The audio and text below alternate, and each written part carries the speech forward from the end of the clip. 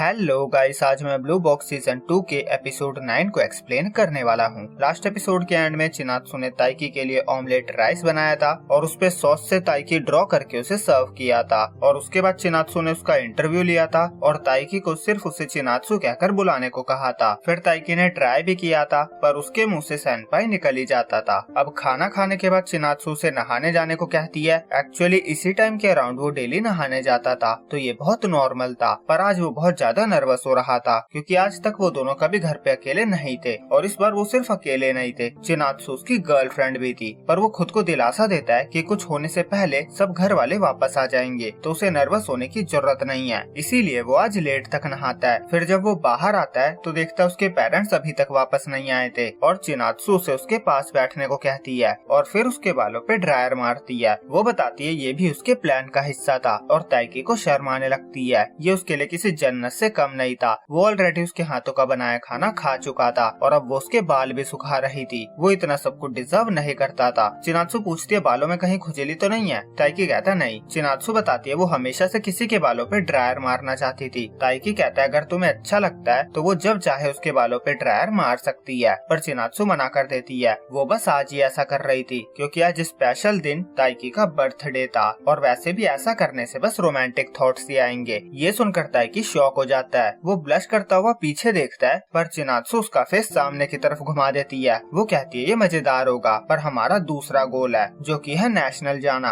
अगर हमें वहाँ साथ में जाना है तो ये हमारा आखिरी चांस होगा। ताइकी सोचता है काश मैं 1 साल पहले जन्मा होता। चिनात्सु कहती है कल से वो डबल प्रैक्टिस करेगी और इसीलिए ताइकी को कभी कभी उसे बालों पे हेयर ड्रायर मारने का मौका देते रहना होगा। ये उसका रिवॉर्ड होगा। ताइकी कहता है ये कैसा रिवॉर्ड है? चिनात्सु उसके बालों पे हाथ मार के कहती है मैं जितना चाहे तुम्हारे बालों को खराब कर सकती हूँ। ताइकी कहता है ये फेयर नहीं है, मैं भी करूँगा। चिनात्सु मना कर देती है पर ताइकी नहीं मानता और वो उसके बालों को खराब करने की कोशिश करता है। तभी उसे रियलाइज होता है वो घर पे अकेले हैं। वो कहता है तुमने कहा कल से तुम डबल प्रैक्टिस करोगी। तभी उसके पेरेंट्स आ जाते हैं और दोनों फटाफट अलग हो जाती हैं। फिर उसके पेरेंट्स उसके बर्थडे वाले दिन लेट आने के लिए उससे सॉरी कहते हैं और ताइकी का दिल इतनी तेज धड़क रहा था जैसे वो पहाड़ों पे 1000 स्प्रिंट्स लगा कर आया हो। फिर उसके पेरेंट्स केक लाते हैं और फिर ताइकी केक कट करता है और सब के सब हैप्पी बर्थडे सॉन्ग गाते हैं। फिर सेलिब्रेट करने के बाद ताइकी अपने रूम में जाता है। गेट पे उसे उसका गिफ्ट मिलता है जो चिनात्सु ने उसके लिए छोड़ा हुआ था। उसने उसे सॉक्स दिए थे और उसके साथ एक कार्ड भी था। उसने उसे सॉक्स गिफ्ट किया था जिससे नेशनल जाने की इस रेस में उसके पैरों को थोड़ा लाइट फील हो सके। ताइकी सोचता है अब हमारे बीच का डिस्टेंस कम हो गया है, हम साथ रहते हैं तो हमें अपने गोल्स को अचीव करने पे ध्यान देना चाहिए। अब अगले दिन हिना सुबह सुबह उठती है और प्रैक्टिस के लिए जिम जाती है। अभी तक वो ताइकी को फेस नहीं कर पा रही थी पर अब उसे लगता है वो कर सकती थी।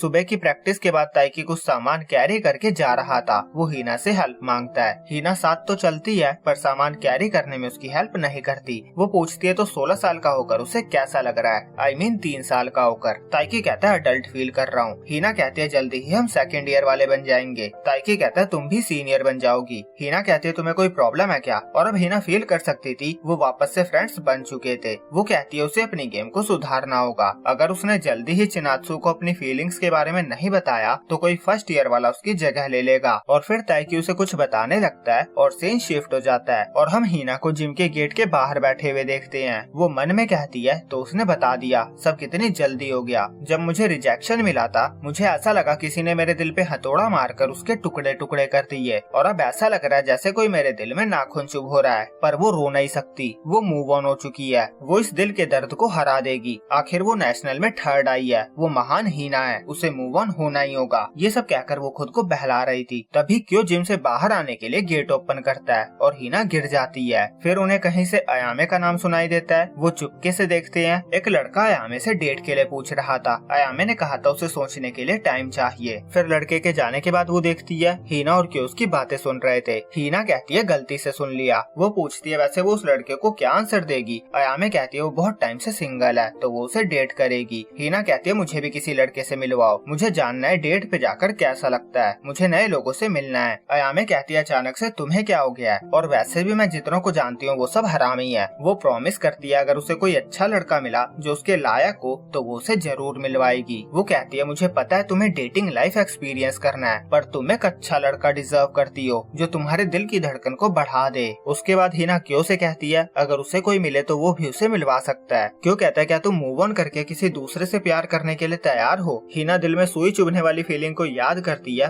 और फिर हाँ कहती है। फिर हम कुछ टाइम पहले का सीन देखते हैं जब हिना और ताइकी सामान कैरी करके जा रहे थे। हिना ने कहा था उसे जल्दी चिनात्सु को अपनी फीलिंग्स के बारे में बता देना चाहिए और तब ताइकी ने उसे बताया था कि वो ऑलरेडी उसे बता चुका था। उस टाइम हिना वहाँ से अच्छे से बात करके निकल गई थी और फिर वो जिम के बाहर आकर बैठ गई थी और बाकी का तो आपको पता ही है। अब सीन प्रेजेंट में आता है। शाम को जिम में हाई जंप का कंपटीशन होता है और विनर को 500 येन मिलने वाले थे और इसकी अनाउंसमेंट निशिदा कर रहा था। वो लास्ट टाइम का चैंपियन था और कमेंट्री कर रहा था, देखते हैं कोई मुझे बीट कर पाता है या नहीं। उतने में ही हारियू से बीट कर चुका था। उसके बाद ताइकी जाता है और उसके ट्राई करने से पहले ही हारियू अपनी जीत को मान चुका था। हारियू का स्कोर 67 सेंटीमीटर था और ताइकी बस 2 सेंटीमीटर कम रह जाता है और फिर वो अयामे को ट्राई करने को कहता है पर वो मना कर देती है। फिर वो हिना से उसका बदला लेने को कहता है और हिना अपना वही महान होने का ड्रामा कंटिन्यू करती है। उसके बाद फिर वो ट्राई करती है पर वो जंप नहीं करती बल्कि अयामे उसे उठाती है जो कि फाउल था। फिर वो हंसती है और चली जाती है। वो सोच रही थी हम पहले की तरह बात तो कर ही सकते हैं और अयामे क्यों को हिना के साथ रहने को कहती है। क्यों रीजन पूछता है। वो कहती है क्योंकि उसने मुझे लड़कों से मिलवाने को कहा। वो अपने आप को संभाल नहीं पाएगी और तुम दूसरे लोगों को संभालने में अच्छे हो। अगर तुम उससे बात करोगे तो उसे अच्छा लगेगा। फिर क्यों हिना के पास जाकर बैठता है। हिना कहते है तुम भी किसी को लाइक करते थे ना, तुमने मूव ऑन कैसे किया। क्यों कहता है टाइम के साथ हो जाता है। हिना कहती है सब यही कहते हैं पर मैं सोचती हूँ क्या बहुत टाइम के बाद हम पुराने वाले रिलेशनशिप में वापस जा सकते हैं। मैंने खुद से कई बार कहा मैं मूव ऑन कर चुकी हूँ पर फिर भी जब मैं सुनती हूँ वो किसी और को डेट कर रहा है मुझे घुटन महसूस होती है। मैं उससे पहले की तरह बात करने की कोशिश कर रही हूँ पर मुझे चिंता हो रही है मैं सही कर भी रही हूँ या नहीं। शायद उससे दूर रहना ही बेहतर होगा और इस तरह मैं किसी और से भी मिल सकती हूँ। क्यों कहता मैं तुम्हें लाइक करता हूँ। हिना सरप्राइजिंगली ब्लश करने लगती है। वो कहता अगर तुम मुझे रिजेक्ट कर दो